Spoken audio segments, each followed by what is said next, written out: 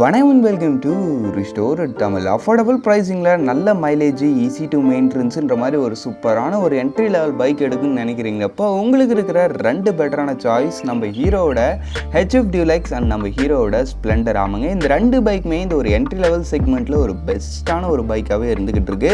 பட்னா இந்த ரெண்டு பைக்கில் எது ஒரு பெஸ்ட்டுன்னு ஒரு ஆப்ஷன் வரும்போது அந்த இடத்துல குழப்பங்கள் இருக்கும். அந்த ஒரு குழப்பத்தை தீர்த்து வைக்கிற விதமாக தான் இன்றைக்கி நம்ம வீடியோ இருக்க போது. வீடியோக்குள்ளே போகிறதுக்கு முன்னாடி சப்ஸ்கிரைப் பண்ண ஒரு செகண்ட் ஸ்பெண்ட் பண்ணி ஒரு தட்டி விட்டிங்கன்னா எங்களுடைய ஒரு நாள் உழைப்புக்கு மிகப்பெரிய உதவியாக இருக்குங்க. ப்ளீஸ் இந்த சப்ஸ்கிரைப் பண்ண பாருங்கப்பா.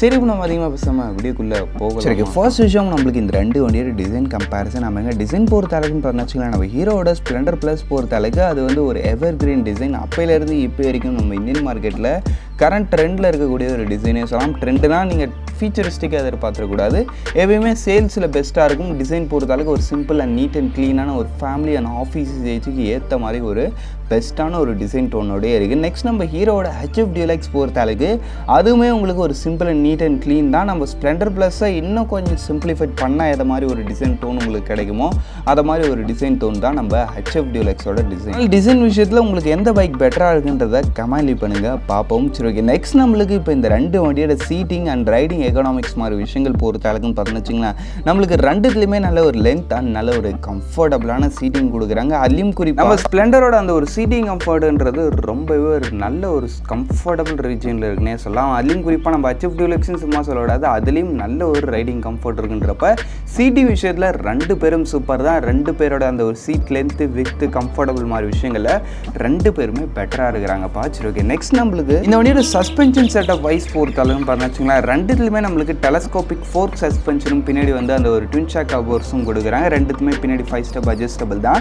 சஸ்பென்ஷனோட ரைட் குவாலிட்டி பொறுத்த அளவுக்கு ரெண்டு பேருமே ஈக்குவல் தான். ரெண்டுத்துலேயும் ஒரு அளவுக்கான ஒரு ரைடிங் கம்ஃபர்ட் நல்லாவே இருக்குது. பட் ரெண்டு வண்டியோட அந்த ஒரு பின்னாடி சஸ்பென்ஷன் மட்டும் லைட்டாக கொஞ்சம் ஸ்டிஃபாக ஃபீல் ஆகுது. பட் ஹீரோவில் மோஸ்ட்லி எல்லா வண்டியுமே அப்படி தான் இருக்கும். பட் ஆனால் ரைடிங் கம்ஃபர்ட்டில் ஓவரலாக பார்க்கும்போது ரெண்டு பேருமே நல்லா இருக்காங்க. ரெண்டு பேருக்குமே ஈக்குவல் பாயிண்ட்ஸ் தான் ரைடிங் கம்ஃபர்ட் பொறுத்த அளவு. ஆனால் இந்த இடத்துல ஒரு மெயின் டிஃப்ரென்ஸாக வரக்கூடிய ஒரு விஷயம் என்னென்னு பார்த்தோன்னா இந்த வண்டியோட அந்த ஒரு ஹேண்டலிங். ஆமாங்க, வண்டியோட ஹேண்டலிங் பொறுத்த அளவுக்குன்னு பார்த்தோன்னா வச்சுங்களேன், நம்ம ஹீரோவோட HF deluxe total weight just ஒரு 110 kg கிட்ட தான் வருது. பட் சீட் ஹைட் வந்து 805 mm. சீட் ஹைட் வந்து ரியலி ஹைட்டுங்க. நீங்கள் கொஞ்சம் ஷார்ட் பர்சனாக இருக்கிறீங்கப்போ மேபி கொஞ்சம் அன்கம்ஃபர்டபுளாக இருக்கும் இந்த ஒரு சீட் ஹைட்டு. பட் நம்ம ஹீரோவோட ஸ்ப்ளெண்டர் ப்ளஸ் பொறுத்த அளவுக்குன்னு பார்த்தோன்னா வச்சுங்களேன், அதோட டோட்டல் வெயிட் இதுவுமே ஜஸ்ட் ஒரு அரௌண்ட் ஒரு 112 kg கிட்ட தான் வருது. பட் சீட் ஹைட் உங்களுக்கு 785 mm தான். சீட் ஹைட் வந்து நம்ம ஹீரோ ஸ்ப்ளெண்டரில் ரியலி கம்மியாக இருக்குது. அப்படின்னு பார்க்கும்போது நீங்கள் கொஞ்சம் ஷார்ட் பர்சனாக இருக்கிறீங்கிறப்ப ஹீரோ ஸ்ப்ளெண்டர் ப்ளஸோட அந்த ஒரு சீட்டிங் தான் உங்களுக்கு ஒரு பெஸ்ட்டான ஒரு ஆப்ஷனாக இருக்கும். ஏன்னா சீட் ஹைட் கம்மின்றப்ப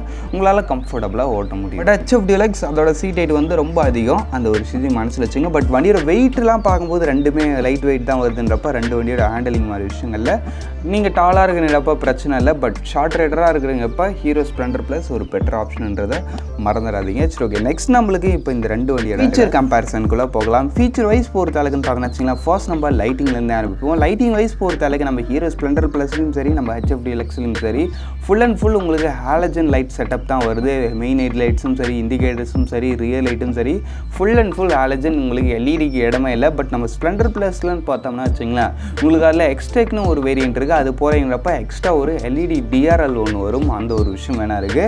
அப்படின்னு பார்க்கும்போது லைட்டிங் விஷயத்தில் ஒன் ஸ்டெப் நம்ம ஹீரோ ஸ்ப்ளெண்டர் ப்ளஸ் பெஸ்ட்டாக இருக்காங்க.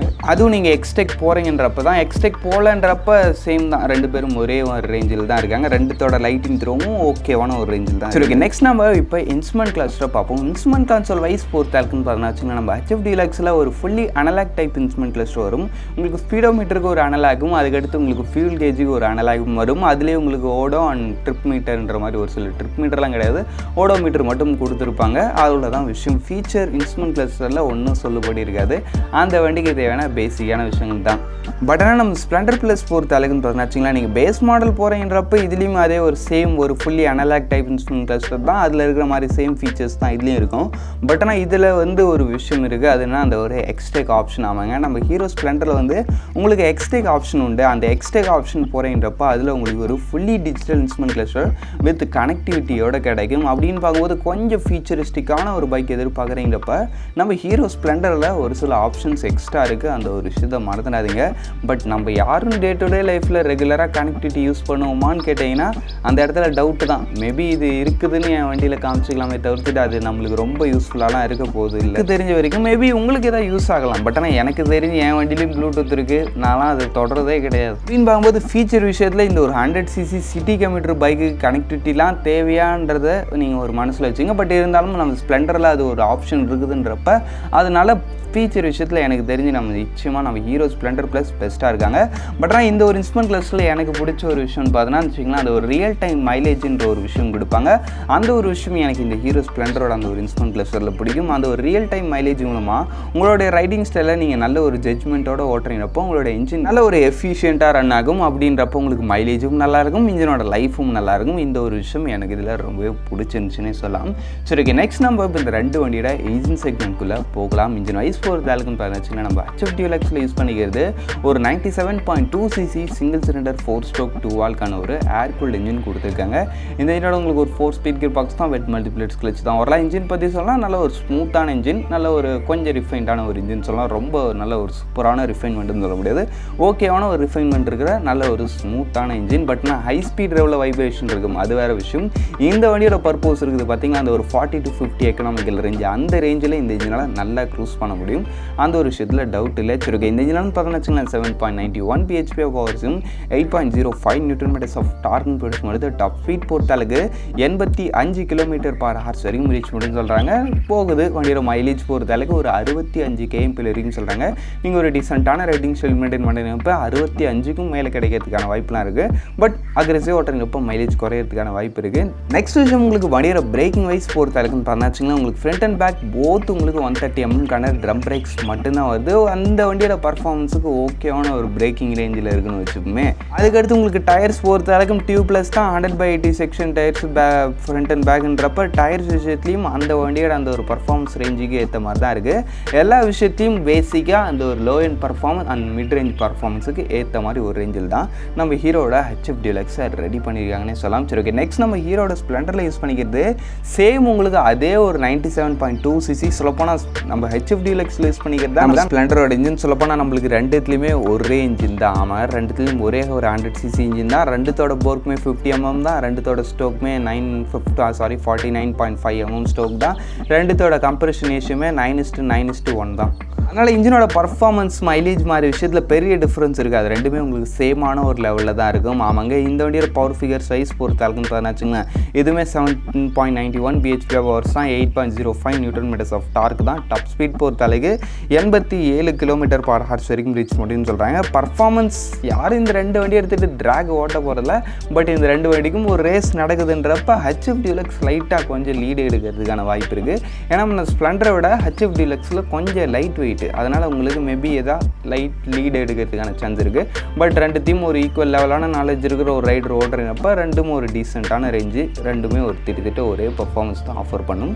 சரி, ஓகே, நெக்ஸ்ட் விஷயம் உங்களுக்கு வண்டியோட மைலேஜ் பொறுத்தாலுக்கு இது வந்து ஒரு 60 km இருக்குன்னு சொல்கிறாங்க. பட் நம்ம ஸ்ப்ளெண்டரும் சும்மா சொல்ல விடாது, ஒரு டீசெண்டான ரைடிங் ஸ்டைல் மெயின்டைன் பண்ணப்போ இதுலேயும் ஒரு பெட்டரான மைலேஜ் கிடைக்கும். அதுக்கடுத்து இதோட பிரேக்கிங் பொறுத்தாலுக்கும் இதுலேயும் உங்களுக்கு ஃப்ரண்ட் அண்ட் பேக் போத் உங்களுக்கு அந்த ஒரு 130 mm ட்ரம் பிரேக்ஸ் தான் வருது. இதோட பர்ஃபார்மன்ஸும் அந்த ஒரு நார்மல் ஒரு டே டு டே சிட்டி கம்யூட்டோட ஸ்பீடுக்கு ஏற்ற ஒரு பர்ஃபார்மன்ஸ் ரேஞ்சில் தான் இந்த வண்டியோட பிரேக்ஸ் இருக்குது. IBS பிரேக்கிங் சிஸ்டமோட வருது, அது யூஸ்வலாக நம்மளுக்கு கொடுக்குறது தான், எல்லா வண்டியிலையும் அது வருது. அதனால் இந்த ஒரு பிரேக்கிங் அண்ட் இன்ஜின் செக்மெண்ட்டில் ரெண்டு பேரும் ஈக்குவல் தான். ரெண்டு பேரும் அந்த ஒரு டே டு டே சிட்டி கம்யூட்டுக்கும் ரூரல் யூஸுக்கும் ஏற்ற ஒரு ஸ்பெசிஃபிகேஷன்ஸோடு இருக்காங்க அந்த ஒரு braking and engine and tyres விஷயத்தில்.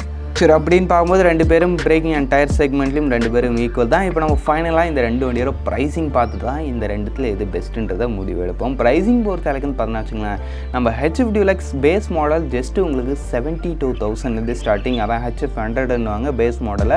அந்த மாடல் வந்து 72,000 ஸ்டார்டிங். நம்ம இந்தியன் மார்க்கெட்டோட ஒன் ஆஃப் த மோஸ்ட் அஃபோர்டபுளான ஒரு பைக்குன்னு பார்த்தோன்னா அது நம்ம ஹீரோவோட HF Deluxe தான். நெக்ஸ்ட் நம்ம இந்த டாப் மாடல், அதான் HF Deluxeல நீங்கள் டாப் மாடல் போகிறீங்கப்ப 86 வரைக்கும் வருது. அந்த டாப் மாடலில் i3GS டெக்னாலஜி, அதுக்கடுத்து அந்த ஒரு லேன் ஆங்கிள் சென்சார்ன்ற மாதிரி ஒரு சில ஃபீச்சர்ஸ் கொடுத்துருப்பாங்க.